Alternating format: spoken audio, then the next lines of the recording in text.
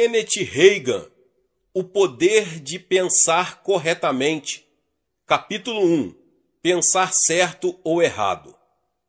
Mas que diz: a palavra está junto de ti, na tua boca e no teu coração.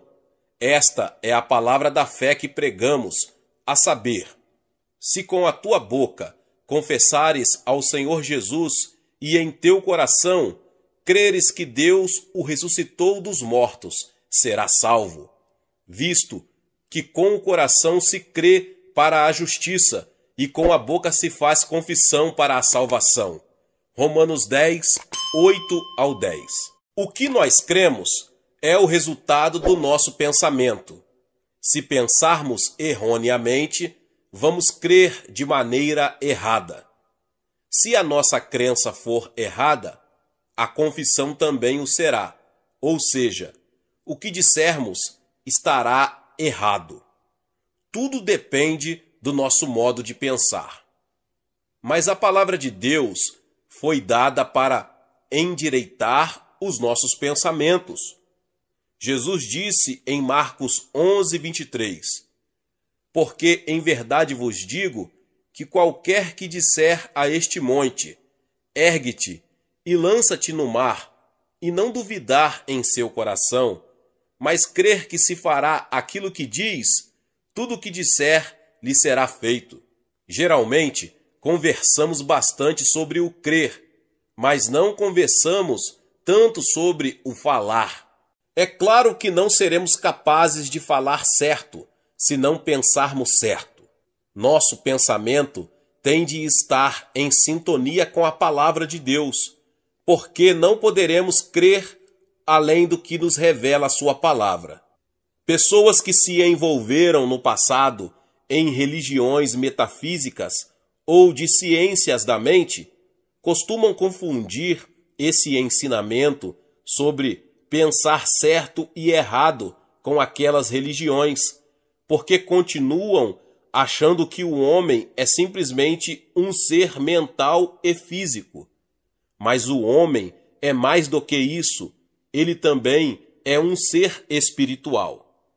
Os defensores da metafísica ensinam tanto sobre a mente que os participantes da Igreja do Evangelho Pleno ficam quase que receosos de dizer alguma palavra sobre a mente, embora a Bíblia tenha muito a dizer sobre ela. Por exemplo, a Bíblia diz: confie no Senhor de todo o teu coração e não te estribes no teu próprio entendimento. Mente. Provérbios 3:5. E ainda, destruindo os conselhos, raciocínios e toda a altivez que se levanta contra o conhecimento de Deus, e levando cativo todo o entendimento à obediência de Cristo. 2 Coríntios 10:5. A Bíblia também nos fala: e não vos conformeis com este mundo, mas transformai-vos pela renovação do vosso entendimento, para que experimenteis qual seja a boa, agradável e perfeita vontade de Deus. Romanos 12:2. Renovamos nossa mente estudando a palavra de Deus. A Bíblia ensina a ter a mente de Cristo. 1 Coríntios 2:16. A única maneira de termos a mente de Cristo é estudando sua palavra, crer nela de todo o coração e agir conforme seus ensinamentos. A palavra de Deus também nos ensina a pensar nas coisas que são boas, puras e honestas, se houver nelas alguma virtude. Filipenses 4:8. Portanto, a palavra de Deus realmente tem muitas coisas a dizer sobre a mente. Entretanto, precisamos compreender que os pensamentos podem surgir de duas fontes distintas. Em outras palavras, os pensamentos que vêm à nossa mente nem sempre se originam dela. O diabo coloca muitos pensamentos de fora. Esta é uma fonte. Por outro lado, pensamentos de Deus vêm do nosso interior. Eles vêm através do nosso espírito para a nossa mente. Quando você fica em comunhão estreita com o Senhor por meio da oração, meditação e estudo da sua palavra, aprende a distinguir a origem dos seus pensamentos. Naturalmente, pensamentos malignos são do diabo. Deus é amor, e o amor não pensa, não ouve e não vê mal. Esses tipos de pensamentos vêm de Deus. Eu tenho percebido que as referências feitas sobre a mente confundem muitas pessoas. Porém, no tocante ao fato de crer, muitos pensam que creem e realmente o fazem em suas mentes, mas não em seus corações. Por exemplo, se alguém fala sobre confissão, a maioria das pessoas pensa em confessar pecado, enfermidade ou fracasso. A passagem bíblica revela: se confessarmos os nossos pecados, Ele é fiel e justo para nos perdoar os pecados e nos purificar de toda a injustiça. 1 João 1,9. Mas a palavra de Deus tem muito mais a dizer sobre o lado positivo do que o negativo. Se as pessoas entendessem, isso faria uma grande diferença na vida e na maneira de pensar de cada um. No entanto, elas só têm ouvido a pregação de um lado da confissão, o negativo. Portanto, só exercitam o lado do não farás.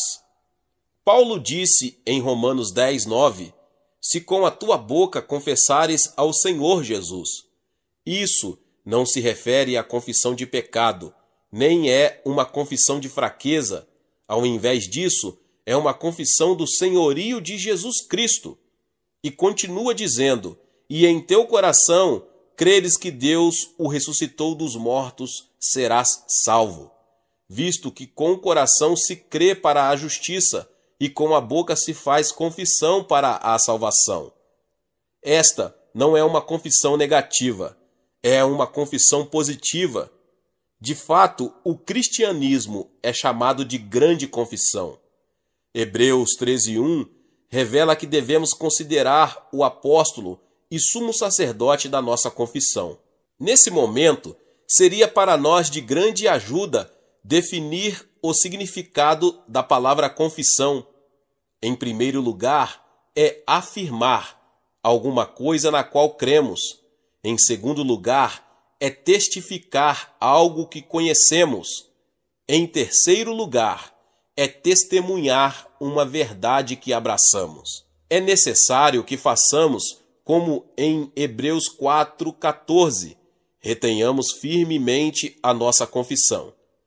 Também é preciso que haja uma confissão contínua da redenção que nos tirou do domínio de Satanás e do seu governo de condenação, medo ou doença. Temos de reter firmemente a nossa confissão, porque ela é a derrota de Satanás. Jesus derrotou o diabo há cerca de 2000 anos. Porém, o que ele fez legalmente por nós deve se tornar uma realidade em nossa vida. O lado experimental da redenção é vital. Nunca entenderemos completamente a palavra de Deus, enquanto não pudermos enxergar claramente os dois lados diferentes da nossa redenção, o lado legal e o lado experimental. Um exemplo da face legal da redenção, nós costumamos orar, Deus, salve este homem, ou Deus, cure aquela mulher. Entretanto, na mente de Deus, Ele já curou essas pessoas e as salvou. Em outras palavras, Deus estava em Cristo reconciliando o mundo consigo mesmo. Jesus não tem de morrer novamente para salvar ninguém. Ele já fez isso, não fez? Não precisa mais verter o seu sangue. Deus já fez tudo o que precisava para prover nossa redenção. Se alguém tratar do lado legal da redenção e pregá-lo exclusivamente, as pessoas não vão realmente experimentar nada na vida. E esse é o maior problema com muitas igrejas. O que tem sido pregado é legalmente verdadeiro, mas os cristãos se tornam frios, mortos e formais, porque ouvem somente uma face da redenção, a legal, e com isso a redenção não se tem tornado uma realidade. Por outro lado, se só for pregado o lado vital da experiência, o resultado é o fogo estranho, o fanatismo e o extremismo.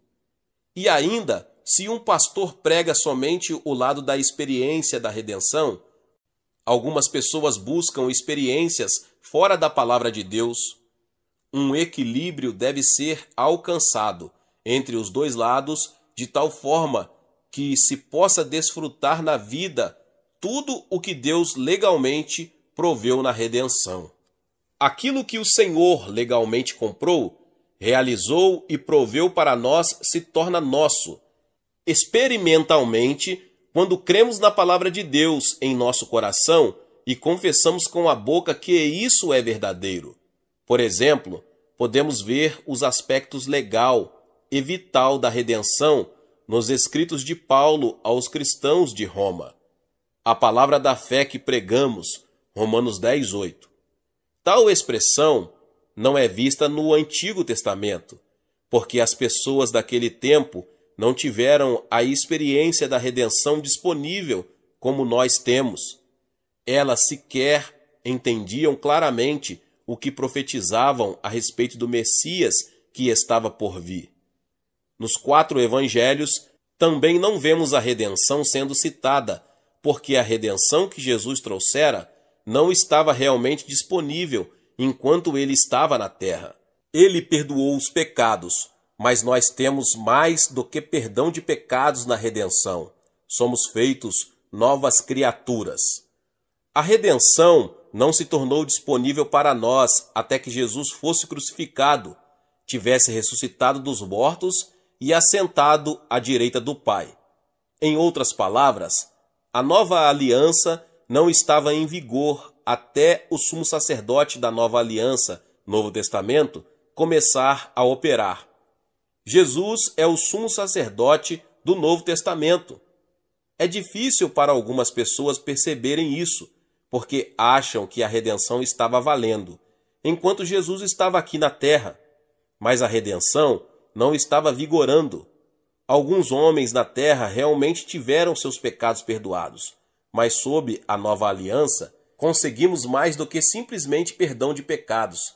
Temos um novo nascimento e nos tornamos novas criaturas em Cristo Jesus.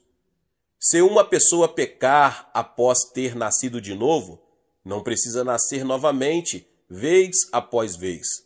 Ela pode nascer de novo somente uma vez, mas ser perdoada de seus pecados muitas vezes, graças a Deus.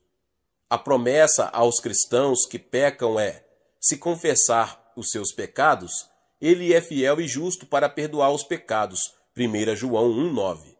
Não se nasce de novo várias vezes. O homem não pode nascer de novo a não ser uma vez, mas pode ser perdoado dos seus pecados muitas vezes, graças a Deus. Como temos visto, Romanos 10, 9 e 10 diz: se com a tua boca confessares ao Senhor Jesus, e em teu coração creres que Deus o ressuscitou dos mortos, serás salvo, visto que com o coração se crê para a justiça. Quando os pecadores ouvirem a palavra de Deus, terão seu modo de pensar endireitado. A palavra lhes mostrará que estão perdidos, são pecadores, não podem salvar a si mesmos, nem se tornar justos ou redimir-se sozinhos. O pecador precisa apenas dizer ao Senhor: querido Deus, eu sou um pecador, não posso salvar a mim mesmo. Eu sei, de acordo com a tua palavra, que eu não posso me fazer justo, mas eu te agradeço, porque tu me amas e enviaste o Senhor Jesus para morrer por mim. E pela sua justiça posso ser redimido. Eu creio que ele morreu pelos meus pecados, de acordo com as Escrituras. Eu creio que ele ressuscitou dos mortos, e esta é a minha justificação. Eu o confesso agora e o recebo como meu Salvador. Isso é pensar em linha com a palavra e crer no que a Bíblia diz. Confessá-la é criar uma realidade de salvação no espírito humano. Faz uma grande diferença o modo como o pecador é trazido à salvação. Por exemplo, se o modo de pensar de um pecador for endireitado logo no começo, se a sua atitude de crer for certa e a confissão for feita de maneira correta, será muito mais fácil para ele não vacilar na sua caminhada cristã. Por outro lado, se não lhe for dada instrução suficiente, o diabo então tirará vantagem daquilo que ele não conhece. O pecador será derrotado e roubado naquilo que Deus já fez por ele. Porque, se não conhecer a palavra e não souber como reter firme a confissão de fé, o diabo irá camuflar a situação e tentará fazê-lo sentir que nem sequer é salvo. Quando o novo convertido cometer errinhos, o diabo dirá: bem, você fez isso, agora você pode desistir e ir embora. A mesma coisa acontece quando o assunto é cura. Lembre-se de que a confissão é a derrota de Satanás. Na verdade, o versículo em Hebreus 4,14 revela: visto que temos um grande sumo sacerdote, Jesus, Filho de Deus, que penetrou nos céus, retenhamos firmemente nossa confissão, ou seja, dizer a mesma coisa. O que isso significa? Temos um grande sumo sacerdote que foi para os céus, Jesus, o Filho de Deus. Ele está lá nos representando junto ao Pai. Ele diz: eu morri por eles. Eu levei os seus pecados.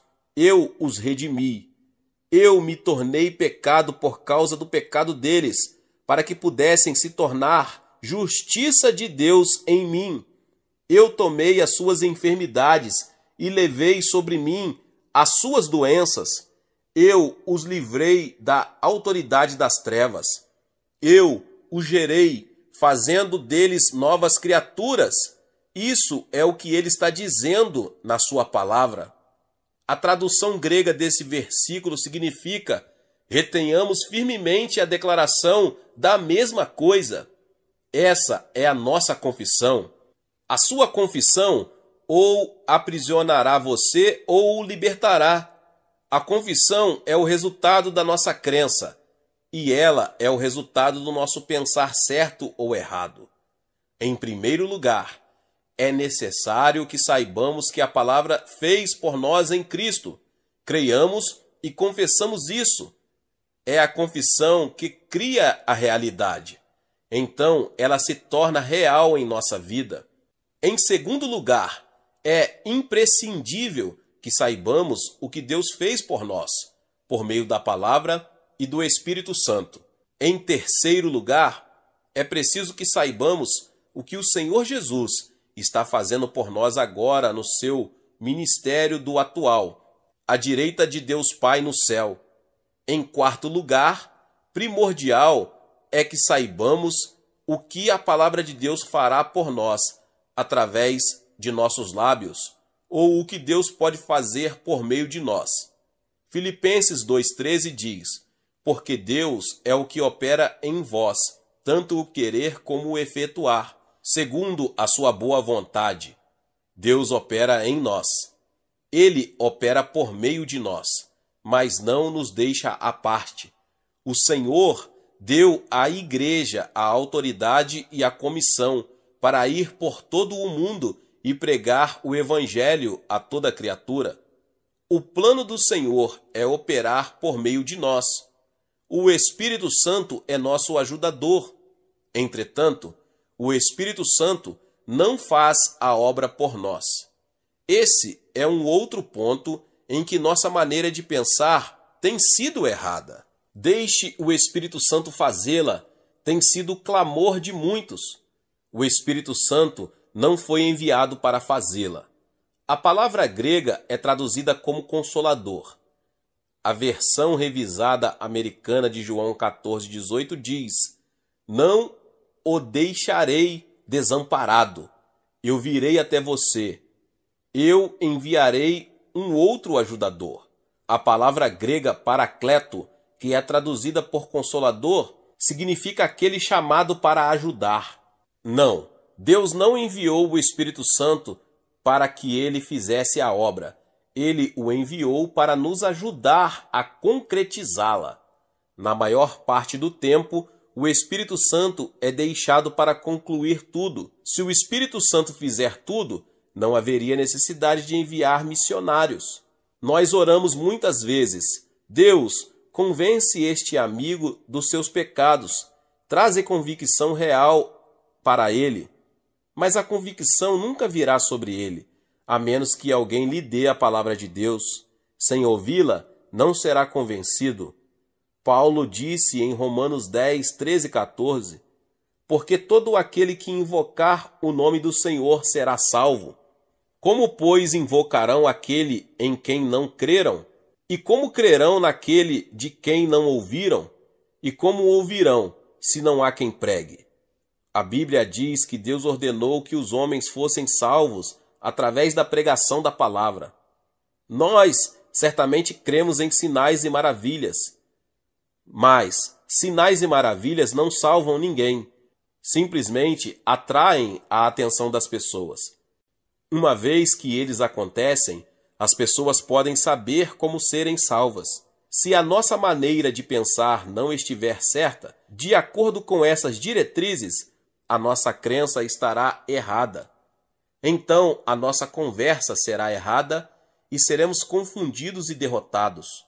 Precisamos compreender o que a palavra de Deus pode fazer por intermédio dos nossos lábios, porque, como temos visto, o Espírito Santo foi enviado para nos ajudar. Na maior parte do tempo, simplesmente queremos ser abençoados na igreja.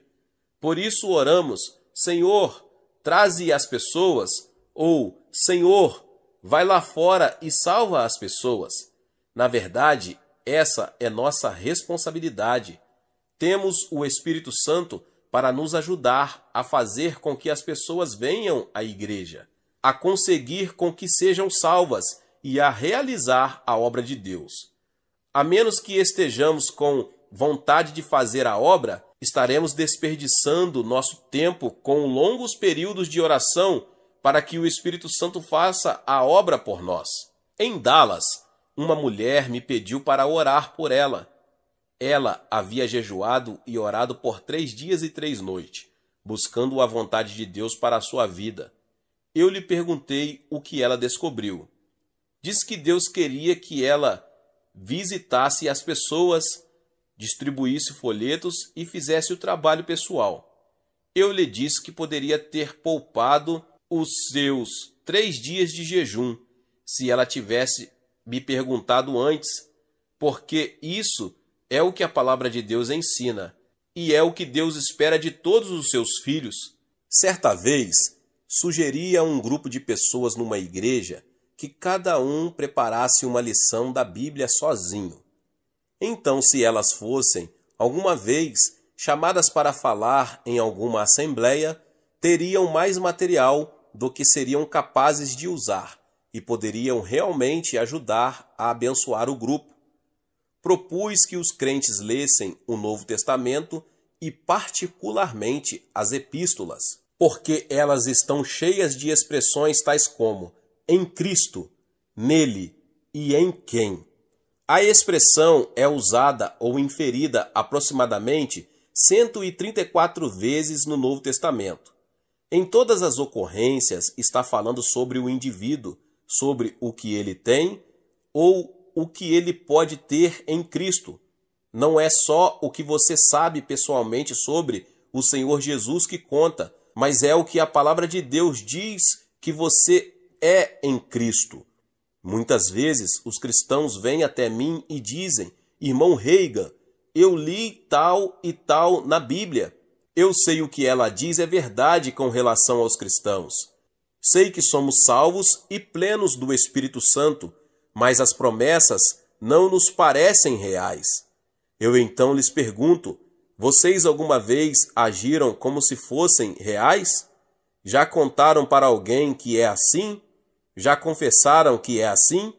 Eles responderam: não. eu queria esperar e ter certeza primeiro, levando à seguinte questão: por quê? Vocês acham que a Bíblia mentiu? A Bíblia diz que é assim. A Bíblia é uma mentira? Dessa vez, eles responderam: oh não, mas queremos que isso se transforme em realidade dentro de nós primeiro. Então falaremos. Mas a Bíblia diz: com a boca se faz confissão. Romanos 10:10. Uma promessa da palavra de Deus deve ser confessada antes mesmo de se tornar uma realidade. De acordo com a palavra, já é real. Mas para que ela se torne realidade em sua vida, você deve confessá-la como tal.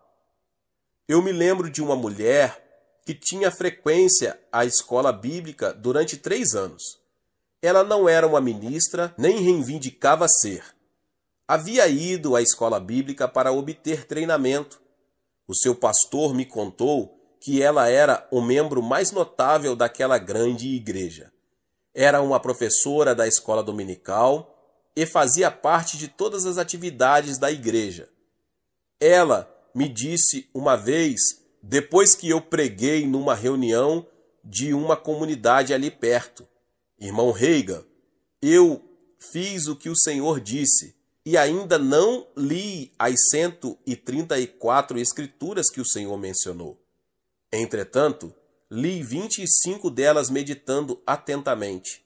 Eu fui salva, plena do Espírito Santo, e fiz o melhor que pude para o Senhor em todas as coisas por muitos anos. Mas o Senhor sabe, eu me sinto como se tivesse acabado de ser salva agora. O que está escrito é tão real que parece que só agora nasci de novo. Eu lhe disse que a verdade sobre esse assunto ela que era nascera de novo há muitos anos, mas nunca tinha andado na luz da sua experiência. Tudo tinha sido dela todo o tempo, pertencia-lhe, mas não por ter ousado confessar e clamar por isso. Nunca andara no que legalmente era dela. Ao confessar o que você é em Cristo, clama por isso e assim anda, está aproximando-se da realidade daquilo que legalmente é seu. Infelizmente, muitos nunca compreenderão isso, permanecerão como bebês cristãos e não serão capazes de desfrutar da plenitude do que são em Cristo. Um cristão não é renovado como um colchão. Um colchão renovado é apenas reformado. Mas o novo nascimento não é uma reforma, é uma renovação. Um cristão nascido de novo é uma criatura novinha em folha, uma nova criação. Em uma tradução de 2 Coríntios 5,17 está escrito: ele é uma nova espécie. Essa nova criatura é simplesmente algo que nunca existiu antes. Cristãos nascidos de novo não são apenas pecadores perdoados, não são pobres membros da igreja, fracos e vacilantes, que mal conseguem levar a vida. São novas criaturas em Cristo Jesus. Eu não sei sobre você, mas este tem sido meu testemunho e confissão desde 1933. Eu li essas verdades sobre redenção enquanto estava acamado, estudando a palavra de Deus. Prometi a ele, antes de começar a ler a Bíblia, eu acreditaria e aceitaria o que quer que ele dissesse em sua palavra e a colocaria em prática. Na maior parte do tempo, vemo-nos apenas como salvos do pecado. Pensamos que quase tudo que podemos fazer por aqui é simplesmente vacilar e continuar a viver na rua do mal, conseguindo levar a vida na última casa, no final do quarteirão, lá perto do beco da reclamação. Mas Efésios 1, 7 e 8 diz: em quem temos a redenção pelo seu sangue, a remissão das ofensas, segundo as riquezas da sua graça, que ele tornou abundante para conosco em toda sabedoria e prudência.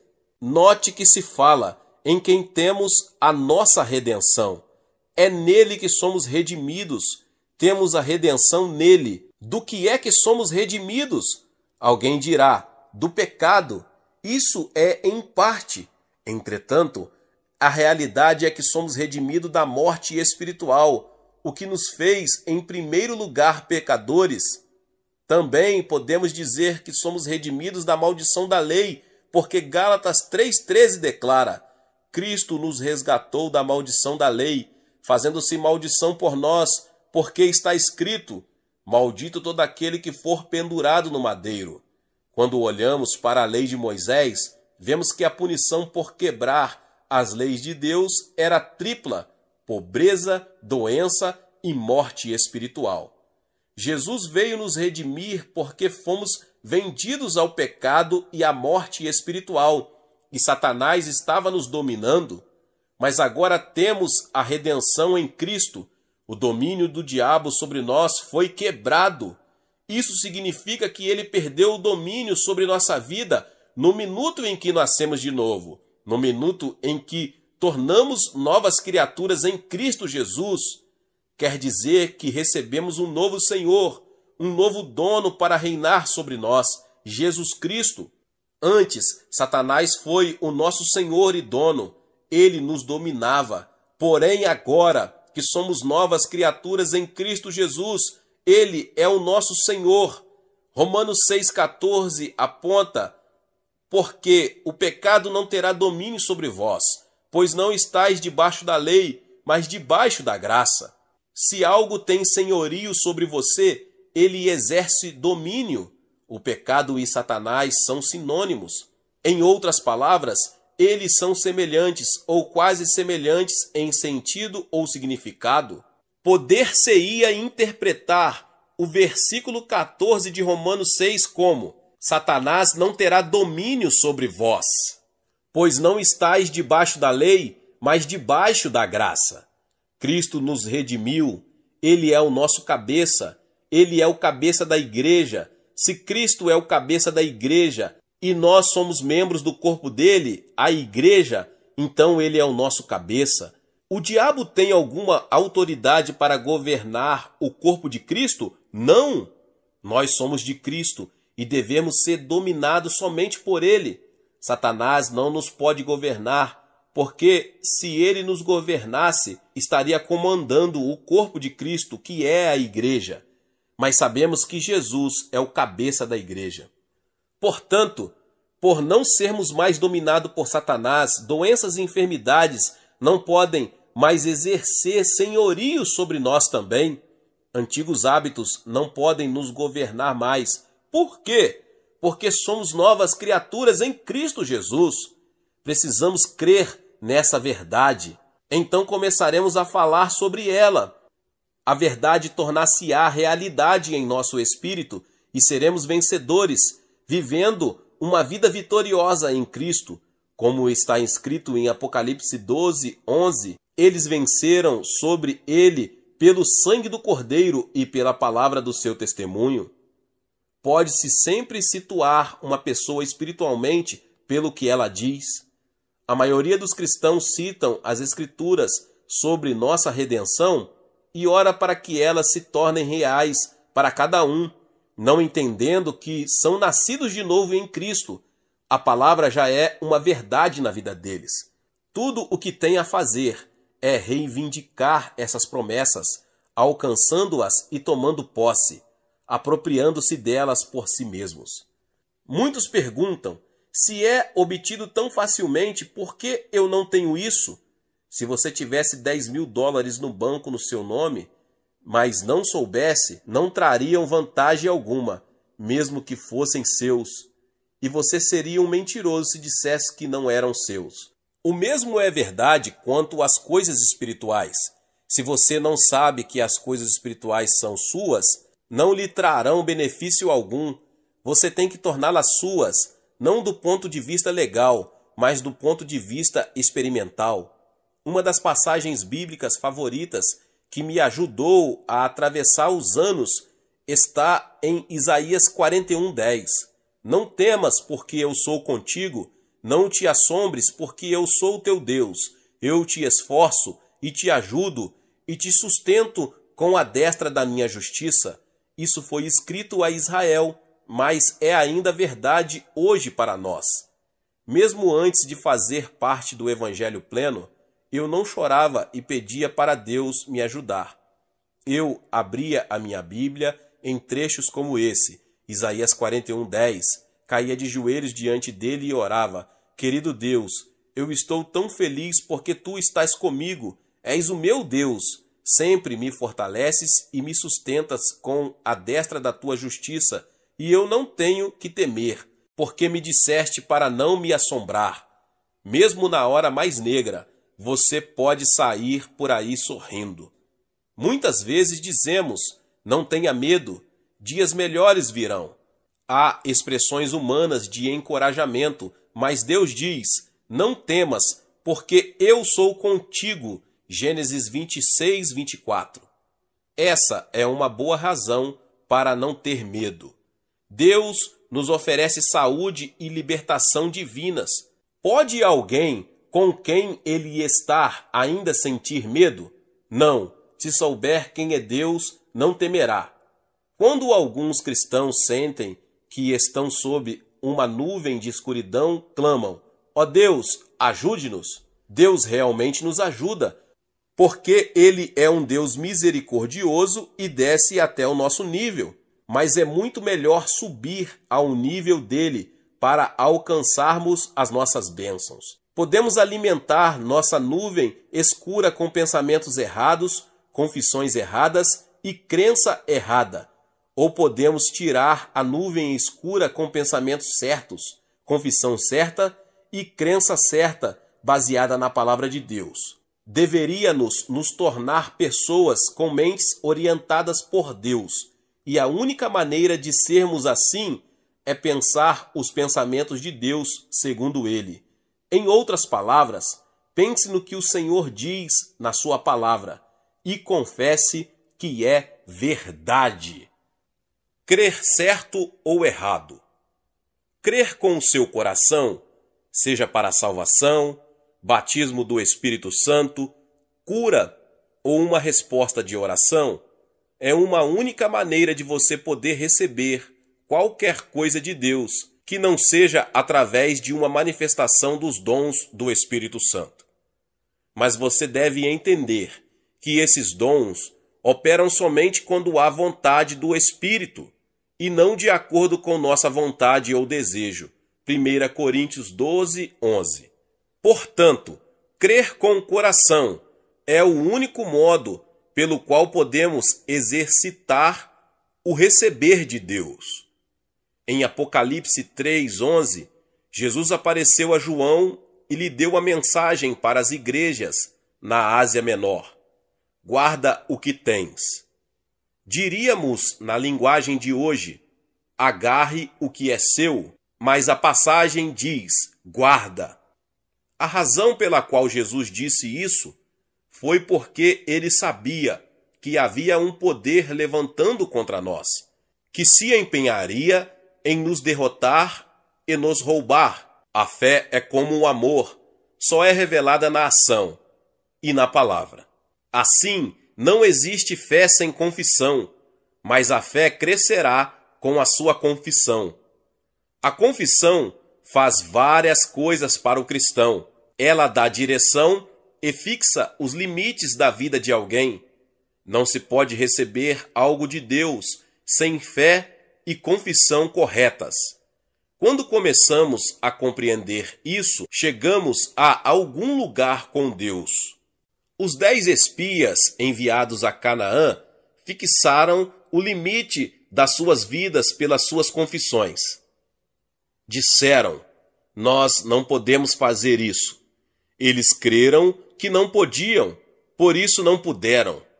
Israel aceitou o relatório da maioria, que em seguida passou a vagar no deserto por mais de 40 anos, uma geração inteira, em meio à vida selvagem. Mas Josué e Calebe tinham um relatório diferente. Eles creram que podiam conquistar a terra prometida. Eles disseram: subamos animosamente e possuamo-la em herança, porque certamente prevaleceremos contra ela. Números 13:30. Aquela afirmativa fixou o limite da vida deles. Só eles viveram o suficiente para entrar em Canaã. Alguns pensam que Deus gosta mais de certas pessoas do que de outras. Isso não é verdade. Deus não tem bichos de estimação ou filhos favoritos. Ele nos ama com o mesmo amor e fez provisão para todos nós. Deus não amou mais Josué e Calebe do que os outros filhos de Israel, porque ele estava desejoso de fazer para o restante aquilo que fez por Josué e Calebe. Todos poderiam ter ido para a terra de Canaã, mas fixaram o limite da própria vida deles com a crença errada, que resultou numa confissão errada. Paulo usou Israel como exemplo ao nos exortar a tomarmos cuidado para que não aconteçam falhas por causa da nossa incredulidade. Hebreus 3:12. Naturalmente, ele estava se referindo às promessas de Deus. Paulo disse que os filhos de Israel deixaram de entrar na terra prometida por causa da incredulidade. A crença deles estava errada. Uma das palavras gregas traduzidas por incredulidade pode também significar incapacidade de ser persuadido. Os filhos de Israel não puderam entrar na terra prometida por não conseguirem ser persuadidos a agir de acordo com a palavra de Deus. Há dois tipos de incredulidade. Número 1. Existem pessoas que duvidam da palavra de Deus por não a conhecerem. Essa é uma incredulidade baseada na falta de conhecimento da palavra de Deus, porque a fé vem pelo ouvir e ouvir pela palavra de Deus. Se não ouvem e não conhecem a palavra de Deus, não podem ter fé. Esse tipo de incredulidade se deve ao fato de as pessoas nunca terem ouvido a palavra. É por isso que muitas, completamente salvas, não creem em cura divina. Elas nunca ouviram o que a palavra ensina sobre cura. Alguns podem dizer, mas elas podem ler a Bíblia por si mesmas. Sim, podem, mas são como você e eu já fomos um dia, ensinados de um modo diferente. Estive associado a um grupo que não acreditava em cura. Desde a infância, fui ensinado que várias coisas, dentre elas a cura, não eram para nós hoje. Quando li, o assunto não ficou registrado no meu espírito, pois minha mente estava fechada para a cura divina, milagres e manifestações dessa natureza. Por isso é que se deve ter a mente aberta para a palavra de Deus. A cura para a incredulidade é estudar a palavra de Deus. Se você mesmo estudá-la, obterá conhecimento daquilo que é seu nele.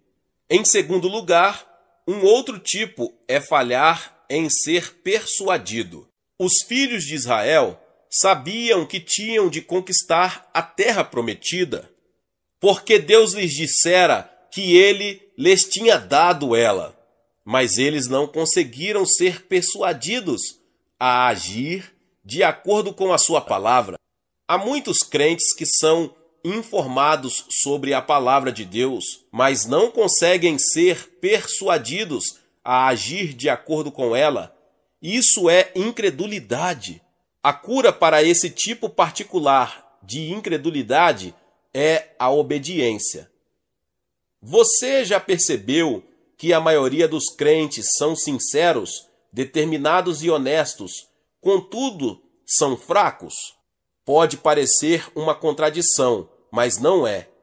A razão dos cristãos serem fracos é que nunca ousaram confessar o que eles são em Cristo. Você pode saber quem você é em Cristo e o que tem em Cristo. Os filhos de Israel sabiam o que Deus dissera que pertencia a eles. Eu vou lhes dar a terra. Tudo o mais que Deus tinha lhe falado aconteceu. Eles viram a fidelidade do Senhor, em todas as outras coisas que eles lhe havia prometido, mas não conseguiram ser persuadidos a agir na sua palavra no assunto de tomar posse da terra.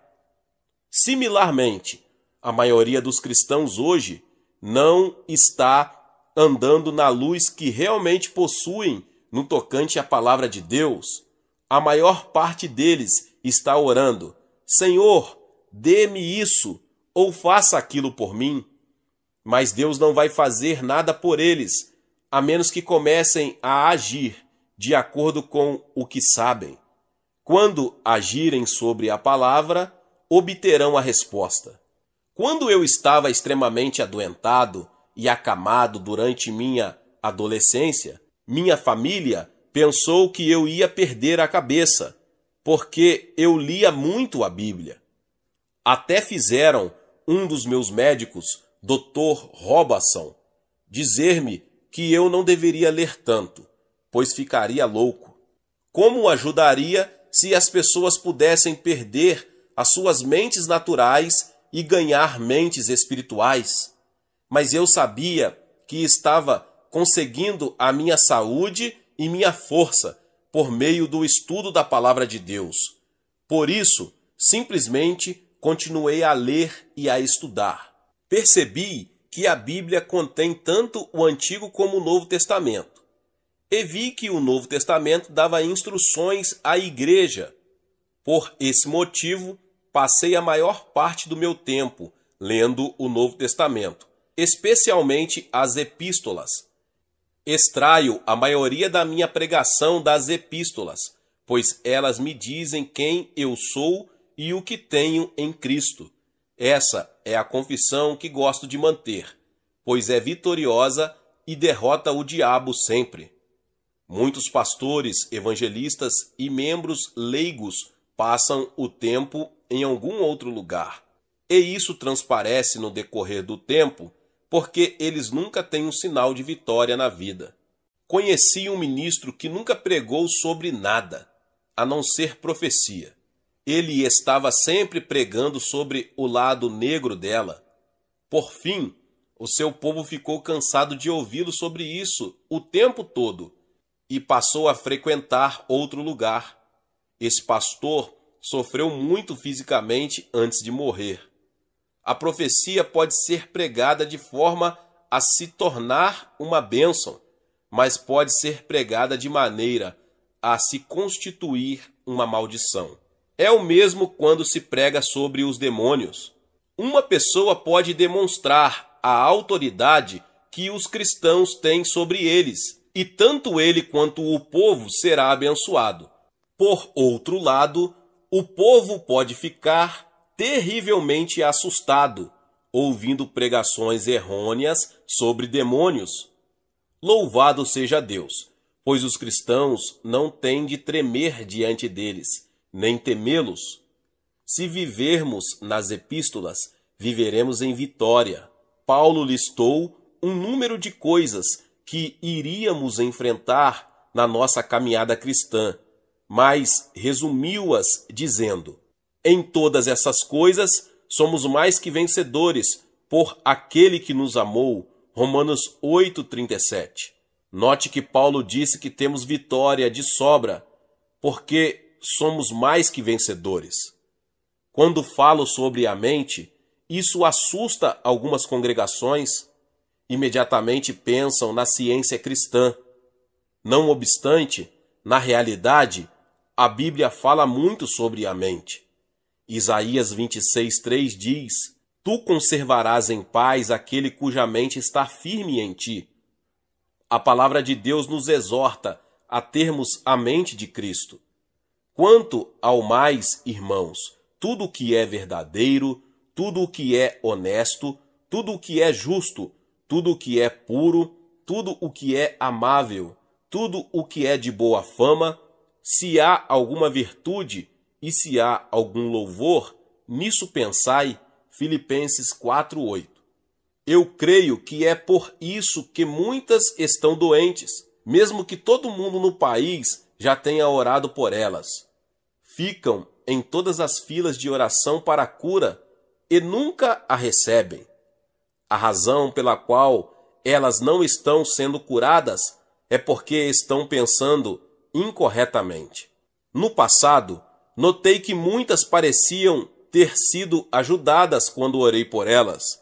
Algumas até testificaram que a dor e os sofrimentos foram embora por 2 ou 3 dias. Eu sabia o tempo todo que a enfermidade ou dor voltaria, pois o lamento ainda estava em suas vozes. Elas simplesmente continuaram pensando, crendo e falando errado, até que o problema voltou. É muito mais fácil seguir o que o homem pensa sobre as coisas do que seguir o que Deus diz sobre a situação. Algumas vezes, a coisa mais difícil do mundo é conseguir que a mente de alguém desista do que o homem fala e siga o pensamento de Deus. Precisamos meditar e pensar na palavra de Deus, bem como crer nela com o coração. Por exemplo, todos os médicos e amigos disseram que eu não poderia superar a doença que eu tinha, mas em vez de ouvi-los, escolhi crer no que a palavra de Deus dizia sobre o que ele fez por mim em Cristo. Sim, teria sido mais fácil ouvir os meus amigos, os médicos, e o que os meus sentidos estavam me contando, mas escolhi firmar-me na palavra de Deus, e hoje estou bem e saudável por causa disso. A razão pela qual a fé é tão aprisionada pelos cristãos é porque simplesmente não ousam crer e confessar o que Deus diz sobre eles. Será porque nunca leram a palavra de Deus para descobrirem quem são?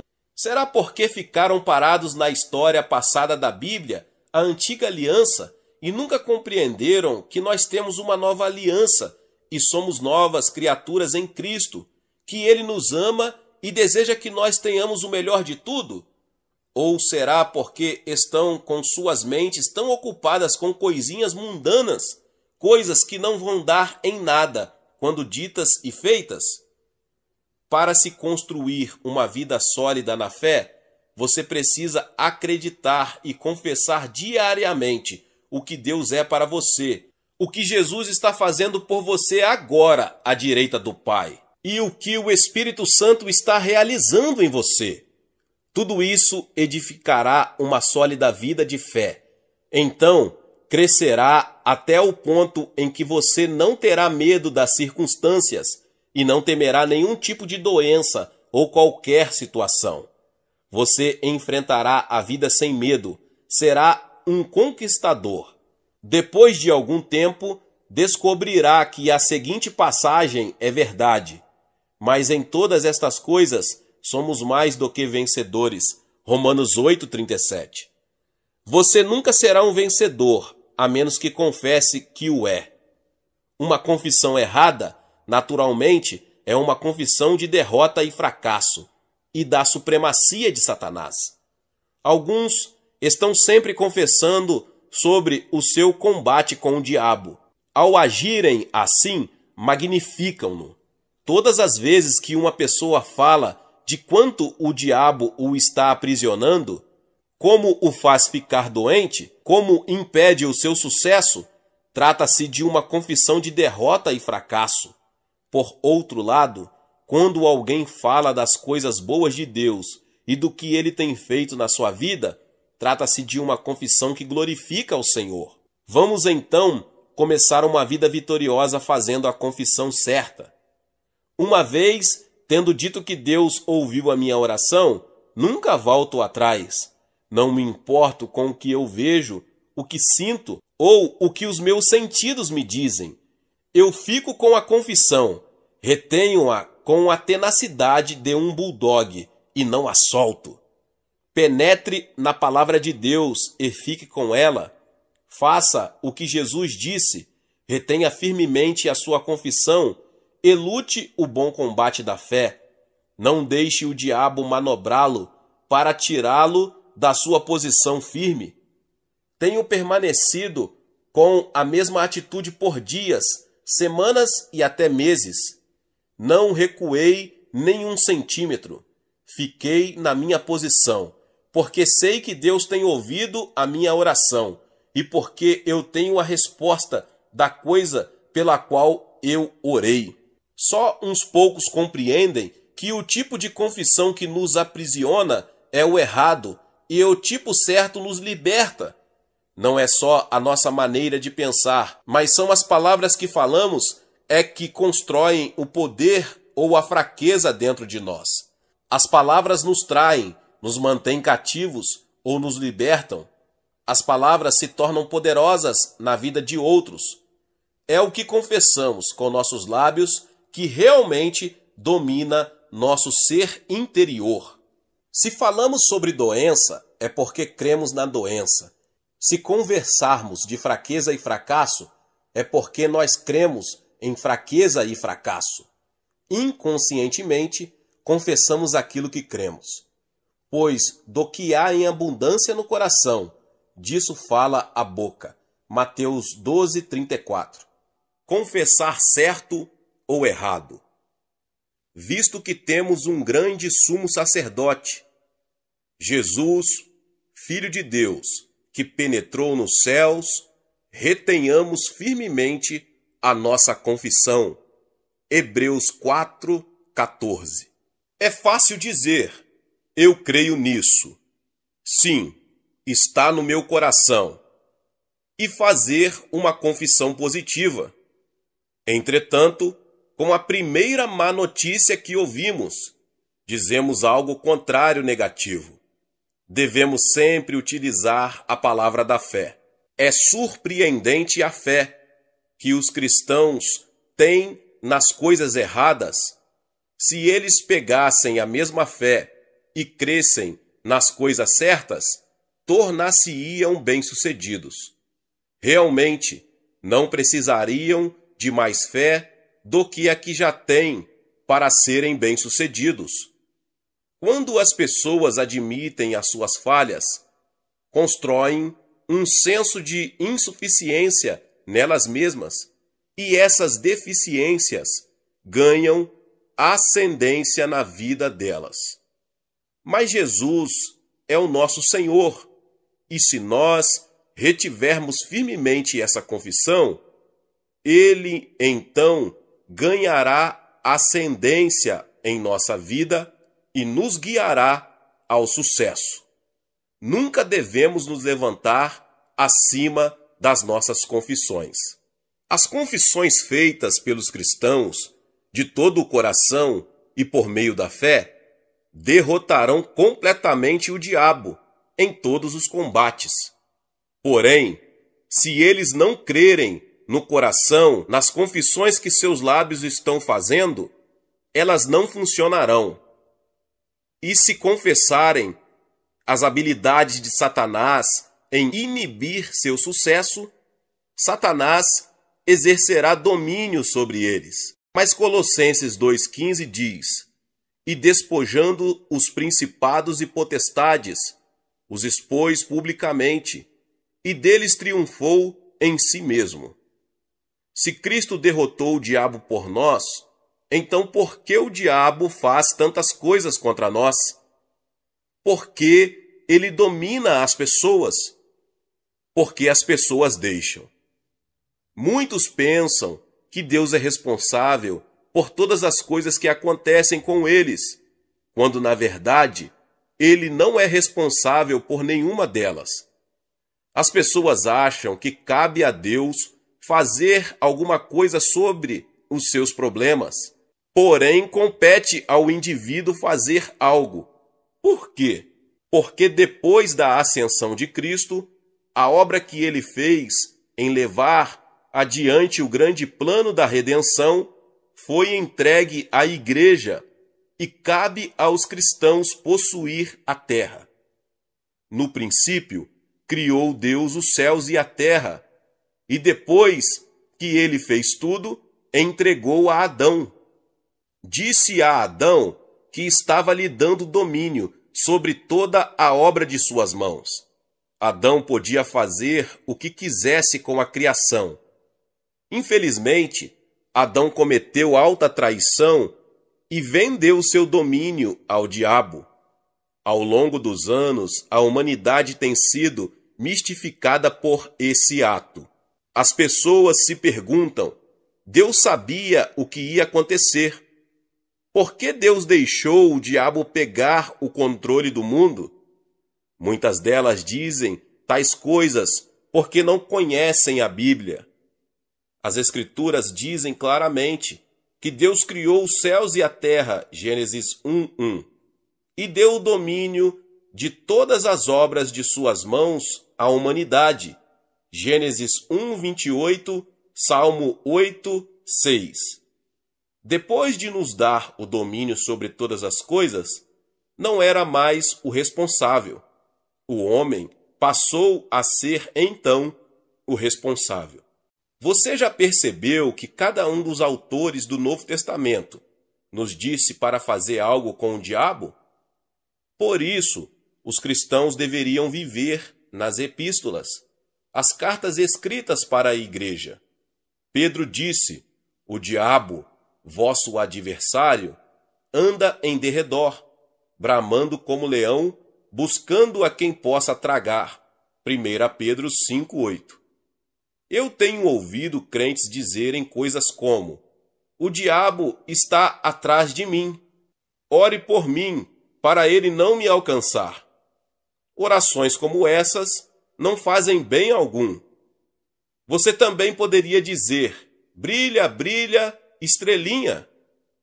Mas Pedro não parou no aviso de que o diabo anda em derredor bramando como leão, buscando a quem possa tragar.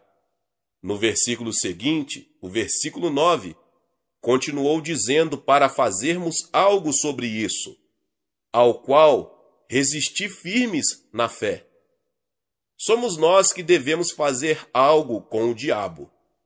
Devemos dizer a ele: a palavra diz que Jesus derrotou você. Você é um inimigo derrotado, diabo.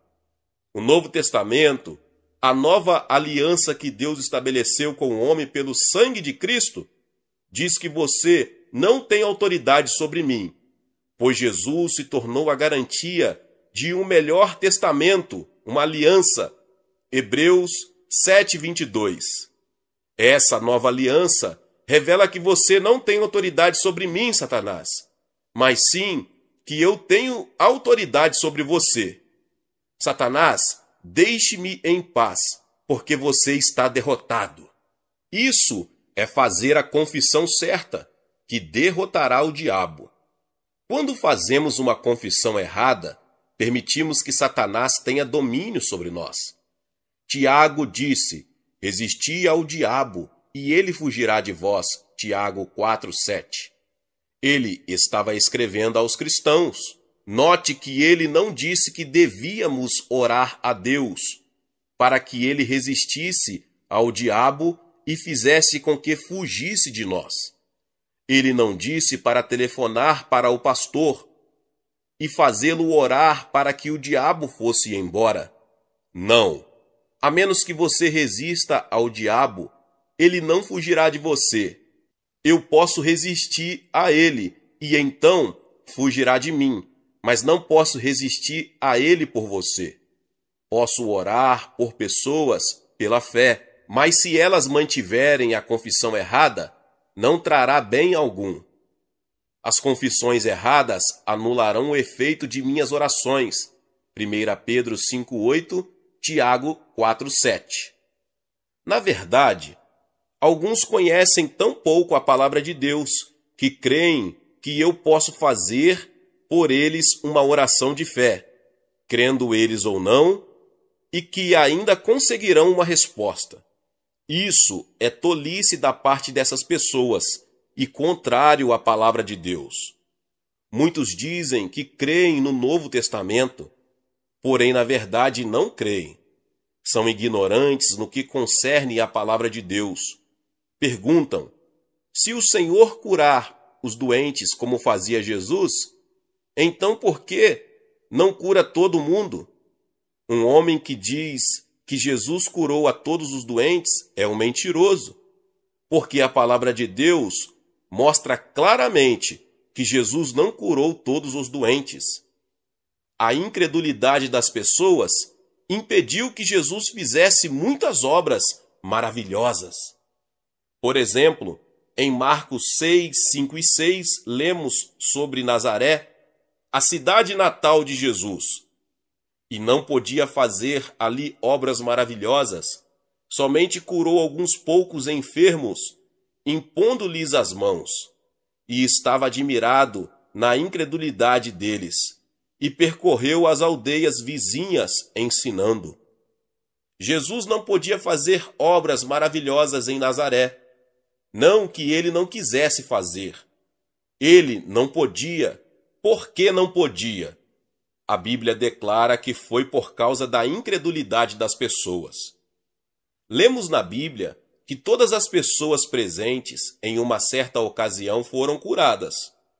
Algumas vezes eu tive todos curados nos meus cultos. Em outras, só uns poucos. A diferença está na fé ou incredulidade do indivíduo.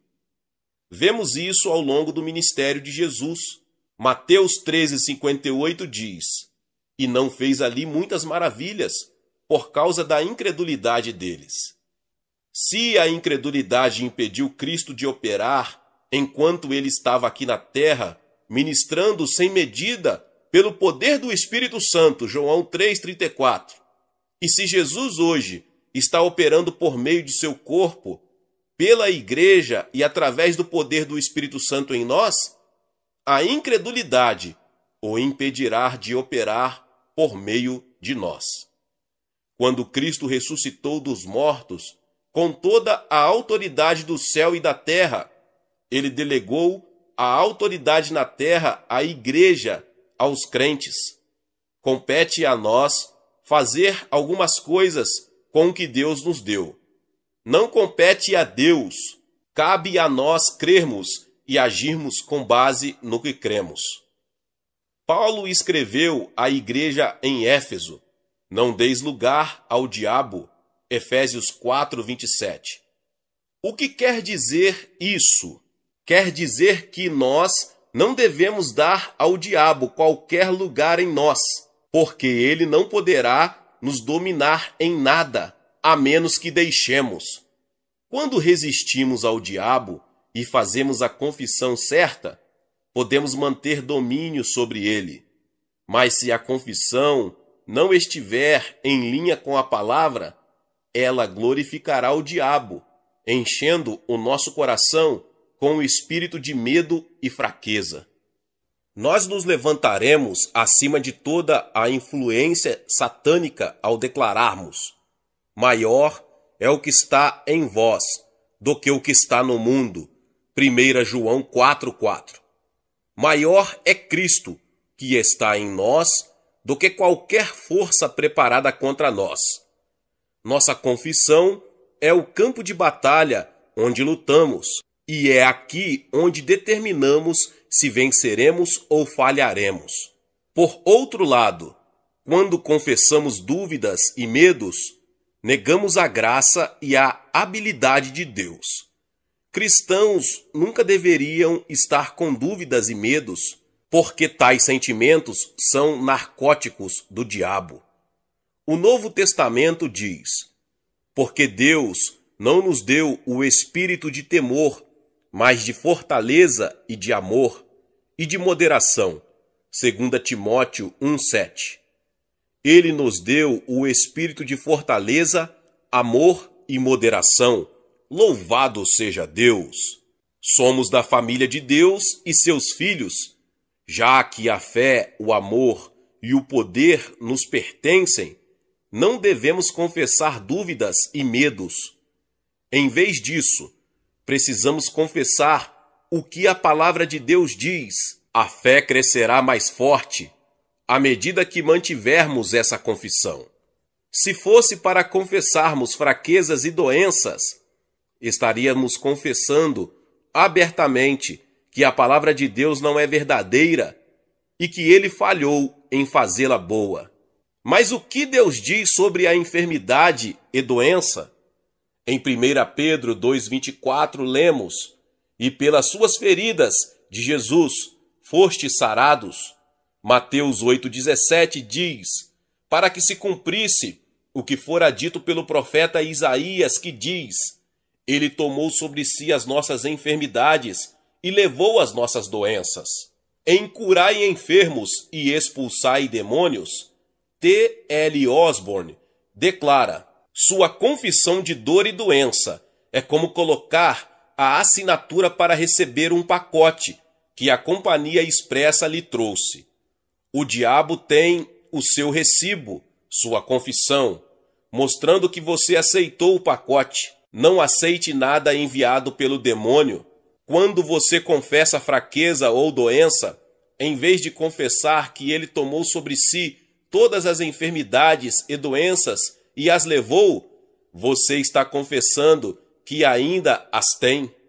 Nos primeiros anos de minha vida, eu tinha 2 problemas cardíacos sérios. O médico disse que qualquer um deles podia significar a morte. Meu corpo estava praticamente paralisado. Eu era tão anêmico que a cor do meu sangue era laranja pálido. Não havia chance de algum dia eu ficar bom, exceto por meio da misericórdia de Deus. Comecei a ler a velha Bíblia metodista da minha avó Draque. Eu a chamo de Bíblia metodista porque ela havia sido salva há quase 100 anos numa campanha metodista no Tennessee. Descobri que a palavra de Deus tinha algo a dizer sobre a minha enfermidade e minha doença. Pelas suas feridas fostes sarados, 1 Pedro 2,24. Mas lá estava eu, tendo de 2 a 3 ataques cardíacos por dia. Não pense em nenhum minuto que não orei. Eu orava praticamente a noite inteira por várias noites. Orava durante horas e horas. Não estou minimizando a oração, mas é necessário mais do que a oração para dar jeito num caso como esse. Requer a oração de quem crê. O problema com muitos cristãos é que fazem uma grande quantidade de oração sem crer, sem agir no que creem, e isso não resulta em nada. Não existe lugar na Bíblia em que Jesus ou outro qualquer dissesse que só a oração já realizaria a tarefa. Mas Jesus realmente disse: orando, crede que o recebereis e tê-lo-eis. Marcos 11:24. E tudo o que pedirdes na oração, crendo, o recebereis. Mateus 21:22. Os cristãos dirão: vou lhes dizer, eu realmente creio na oração. Isso não significa coisa alguma. Você pode ir ao Tibete e lá achar uma religião que é mais antiga que o cristianismo, cujos adeptos também acreditam em oração. As pessoas oram constantemente. O monge faz sempre uma roda de oração. Novamente, quero enfatizar que não estou dizendo que devemos parar de orar. Estou simplesmente dizendo que a oração não é tudo que existe. Se você crê no que a palavra diz, precisa agir sobre ela quando ora. Ore, esqueça e comece a se comportar como se a resposta tivesse vindo no minuto em que você orou. Isso requer mais do que oração. Requer acreditar na palavra e agir sobre ela. Aquém de toda ajuda humana, eu era um adolescente acamado. Deus sabe das horas que passei em oração. Contudo, não tinha feito nenhum progresso em receber minha cura. Decidi que tinha de haver algo errado em algum lugar e sabia que não era da parte de Deus. Eu é que precisava mudar, porque Deus nunca muda. Perguntei: Senhor, o que está errado? Tem alguma coisa errada em algum lugar? Eu não estou fazendo contato com o Senhor. Não estou recebendo o que peço em oração. Deus me mostrou o problema pelo seu Espírito por meio da palavra. eu tinha de acreditar que estava curado. Na realidade, a minha mente natural se rebelava contra aquilo, gritava contra aquilo. Uma pessoa pode fazer muito barulho com a sua mente, quanto pode com as mãos e pés. Embora minha mente continuasse dizendo, você é louco, eu dizia, não, eu vejo exatamente. Aqui está o motivo pelo qual não recebi a minha cura. Ainda estou confessando que tenho um problema no coração. Ainda confesso que estou paralisado. Eu posso sentir como o meu coração age. Por isso, ainda estou confessando que estou doente. Mas Deus diz que estou curado. A palavra de Deus fala que Ele fez algo com a enfermidade. Estou me agarrando nessa doença por confessá-la, e enquanto me agarrar a ela, vou tê-la. Tenho de soltá-la. Preciso começar a confessar a verdade daquilo que ele diz. Tenho aceitado o que meus sentidos me dizem, em vez do testemunho da sua palavra. O que necessito fazer agora é aceitar a palavra de Deus, em vez dos meus sensos, porque ela diz que estou curado. Continuei a lutar contra o diabo dessa maneira. Amigos, não pensem que não haverá luta quando se faz uma confissão certa. Não pensem que existirá somente um tranquilo mar de rosas. Oh, não! Deus não disse que você teria. Ele disse que teríamos de combater o bom combate da fé, 1 Timóteo 6,12, e resistir ao diabo, até que ele fugisse de nós. Tiago 4,7. Disse também para retermos firmemente o que temos. Apocalipse 3,11. E resistirmos ao diabo, firmes na fé. 1 Pedro 5,9. Todos esses termos denotam que, da nossa parte, esforços exaustivos precisam ser empenhados. Porque não temos que lutar contra carne e sangue, mas sim contra os principados, contra as potestades, contra os príncipes das trevas deste século, contra as hostes espirituais da maldade nos lugares celestiais. Efésios 6,12. Lutar denota esforço exaustivo empenhado. No entanto, não se trata de um esforço físico extenuamente, como lutar com um homem. É lutar contra forças espirituais no reino espiritual.